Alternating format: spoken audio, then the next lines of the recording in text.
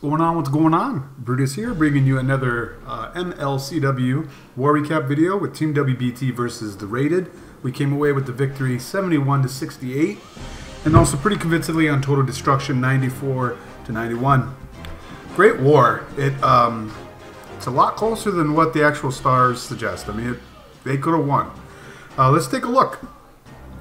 So they were able to double the top 3 Town Hall 11s, and they left 3 Town Hall 10s uncleared. At the very end, that was a dip fail, but it was a good try.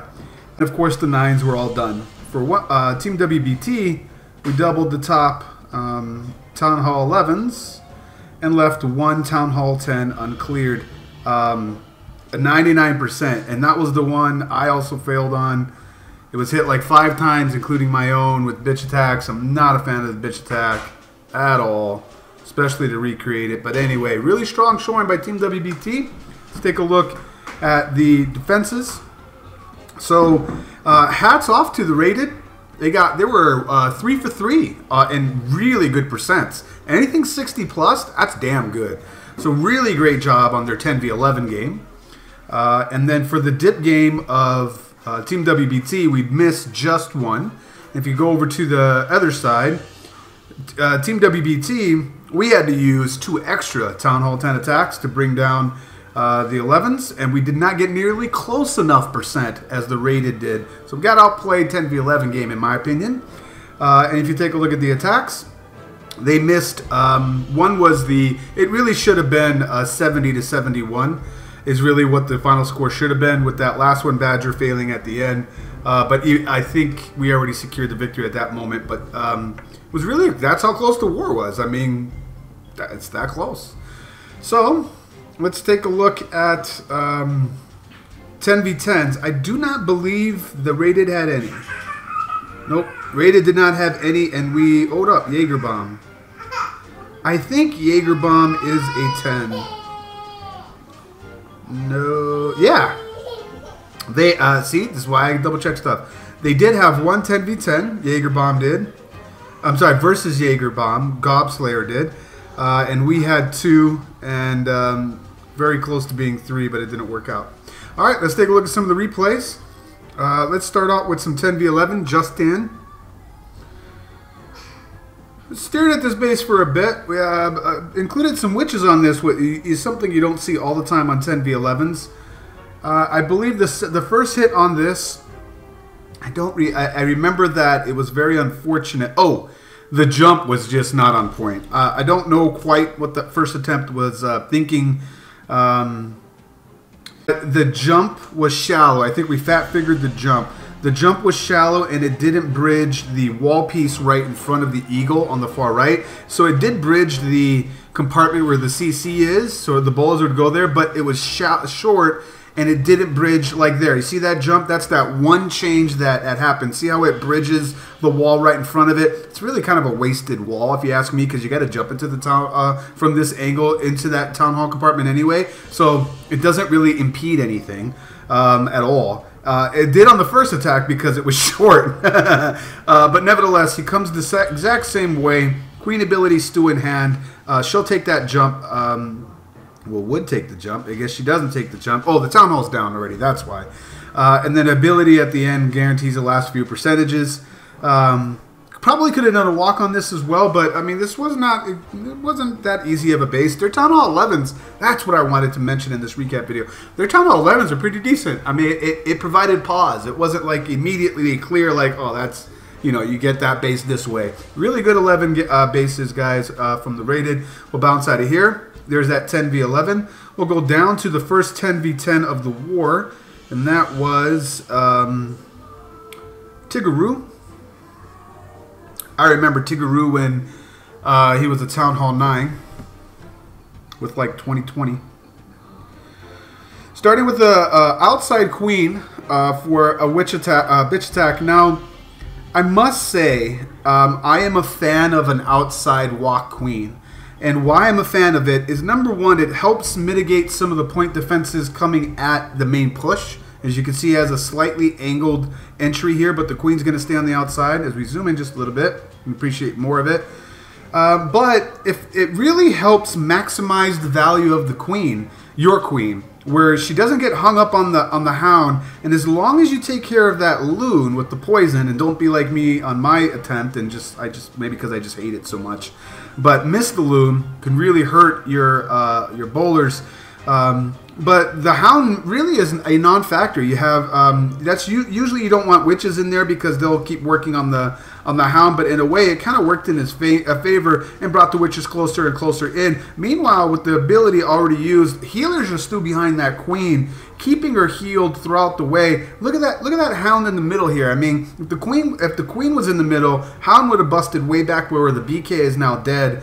And you had just messier stuff to deal with. Plus, all the defenses that the queen took out on the left side towards the bottom would still be there. So you fight time, and then you also find you're fighting your army dwindling at the end, which is what's happening here. But with the army dwindling at the end of this bitch attack, you have a queen with healers behind her that can usually pick off whatever's remaining, as we're witnessing right here. So I know they do it a lot at Team WBT. I'm still trying to learn it. I get the concept of the outside queen. I'm just not a fan of the bowler witch attack at all. I'm not. And you can say I'm a hater because I can't do it. You're right. I cannot do it. I'm a hater. Boo-hoo. But nice job, Tiggeroo. And yes, I rhyme all the time with like slime. Whatever. Let's go up some. Let's look at Hulk Smash. Again, healers on the outside. But on this one, instead of the queen on the outside, just going to sustain a portion of the sides, or the side with that one healer. Just try to keep it up.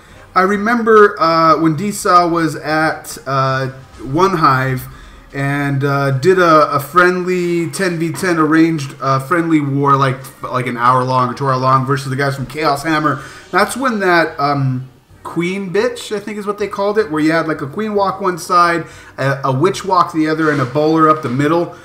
You really just need, it was from there, it was so OP, and there's videos of it on the channel. But you really only need one witch behind the healers, and they can tank the splash. Given the buff to HP that they have, they can take a splash, and the one healer behind it brings them right back up. So the only issue is that if the healer then locks onto the Waddlearies in front, then they outrun your witches, or your healer outflies your witches, and then you're screwed. But for the most part, man, one healer behind one side of a witch on the outside ring, like we saw here, can really pay dividends at the end, as he still has a queen ability towards the end. 2 witches on the outside, one being picked off on the right, now going down. So it's just him in the core here with an unbroken golem. Healthy is all get out. Look at that thing. We'll fast forward to number 2 here, because the queen does have to shoot through a lava wall in order to catch up to the tankage that golem is bringing. Only now breaking into golemites. He's got at least 2,000 hit points in front of him. Just a ton of time. I mean, really nice attack right here. Got the huts at the end for the win. Larry's for the win. Nice job, Hulk. So let's bounce out of here and let's go down to some 9v9 action now that we're done with that sweet, dirty 10-on-10 action. Let's go down to a Oshkosh Bigosh. I'm not sure if he had a beer run, but I know he had a 6-pack. So I like this because, you know, with friendly wars, you can sometimes use the exact same army composition because you don't expend troops minus your CC, of course. But I liked it using Suicide Royals, King tanking for the Queen, that takes away some Wizard Tower, Archer Towers as well. And there's gonna I believe it was aiming for that last Archer Tower on the left. Doesn't get it, but still gets a pivotal Wizard Tower, which is actually more threatening towards the Lalo portion of this, as you're going to Larry the Queen with just one max skeleton here. There's no bomb towers, no splash around it. All the splashes on the outsides. As you can see, she's going to hang over towards the left, away from all this splash over here. And then you can put down the Rage, very important, and the Larry's.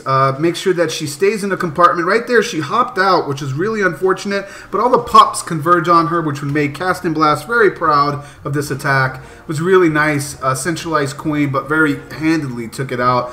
easily, can even swag a spell if he wanted to. In fact, he does. Just really nice. And both of his attacks were like this, so I needed to show Oshkosh Bigosh is what I call this guy. Maybe because I'm in Wisconsin, but anyway, I think it's funny. I see Osh 88 and I think of Oshkosh Bigosh. Whatever. Nice job, man, against Captain America. America. One more, and then we'll call this a video. I think it was Rindeman. Rindeman here, it used, again, both witch-heavy attacks, doing a go-wee-wee, or go-bo-wee-wee, which is on the outside. Nice funnel going on, natural funnel breakers of the army camps.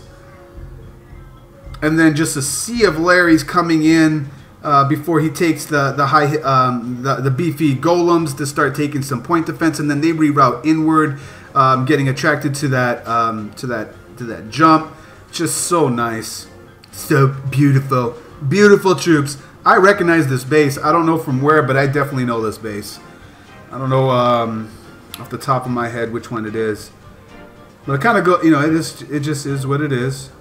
A lot of similar designs. A lot of people try to take something and tweak it off, which a lot of times is very useful, right? But it always runs the risk of somebody recognizing it and knowing exactly what video to go to, or they themselves had hit the exact same style before, so they're familiar with it. But look how many witches he has up. I mean, this is the definition of overkilling a base. I mean, I don't know if he lost a witch. I'm looking at a witch just now dying. But he has, God, how many? 2, 4, 6, 7. 7 witches right now that I can see. And a union, or a gaggle, of Larrys that are going to touch that Larry, touch that, on that hut. Swags the queen ability as well. Just handed that, you know, just lost 3 witches of the entire thing. Insane. Nice job. I believe he also had a 6-pack as well, but I'm not sure if it's a beer run. Hopefully you guys enjoy those talking points and those raids. Really strong showing. I believe we go, I'm not sure what we moved to, but either way, it was really great war from the raided. Watch out from those guys. Really strong 11 defense. Once again, it's Brutus reminding you, you got to be better than the double. And I will check you next time.